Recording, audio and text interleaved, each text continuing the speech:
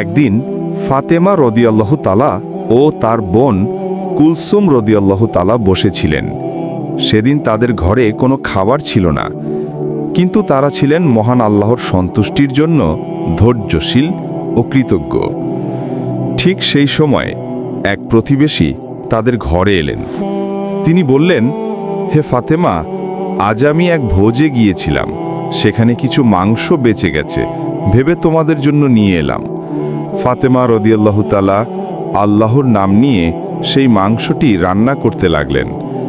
চুলার আগুনে হাঁড়ি ফুটছে আর চারদিকে সুগন্ধ ছড়িয়ে পড়ছে। হঠাৎ দরজায় কড়া নড়ার শব্দ। এক দরিদ্র ও ক্ষুধার্ত মানুষ বলল, হে রসুলের কন্যা, 3 দিন ধরে কিছু খাইনি, আল্লাহর নামে কিছু খাবার দাও। ফাতেমা রদিয়াল্লাহু তাআলা বিনা দ্বিধায় হাঁড়িটা নামিয়ে বললেন, এই নাও ভাই, আল্লাহর নামে তোমাকে দিচ্ছি। দরিদ্র লোকটি আনন্দে দোয়া করে চলে গেল। ফাতেমা রদিয়াল্লাহু তাআলা আবার হাঁড়ি তুলে দেখলেন যে মাংসটা আগেই রান্না করেছিলেন তা পুরোপুরি কয়লা হয়ে গেছে। কুলসুম রদিয়াল্লাহু তাআলা অবাক হয়ে বললেন, আপা, এটা কেন হলো? ফাতেমা রদিয়াল্লাহু তাআলা শান্ত কণ্ঠে বললেন, এই মাংস আমরা আমাদের জন্য ভেবেছিলাম, কিন্তু আল্লাহ চাইলেন এটা তার রাস্তায় দান হোক, তাই তিনি আমাদের মনে করিয়ে দিলেন যে দান শুধু আল্লাহর জন্যই করতে হবে, মানুষের প্রশংসার জন্য নয়। সেই রাতে আল্লাহ তাদের জন্য জান্নাতের দরজা খুলে দিলেন।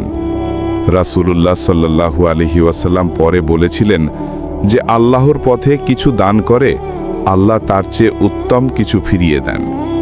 শিক্ষণীয় কথা, দান করলে কখনো ক্ষতি হয় না, বরং আল্লাহ আরও বেশি দিয়ে পুরস্কৃত করেন। আমরা যে খাবার, সম্পদ বা সুখ পাই, সেটি কেবল আল্লাহর পক্ষ থেকে এক পরীক্ষা। সত্যিকারের দান তখনই যখন তুমি নিজের প্রয়োজন থাকা অবস্থায় অন্যকে দাও।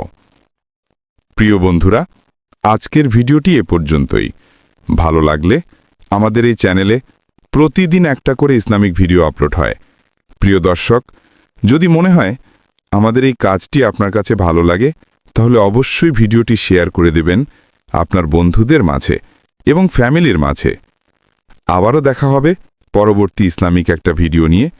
এতক্ষণ ভালো থাকুন, সুস্থ থাকুন, আল্লাহকে স্মরণ করুন, 5 ওয়াক্ত নামাজ পড়ুন।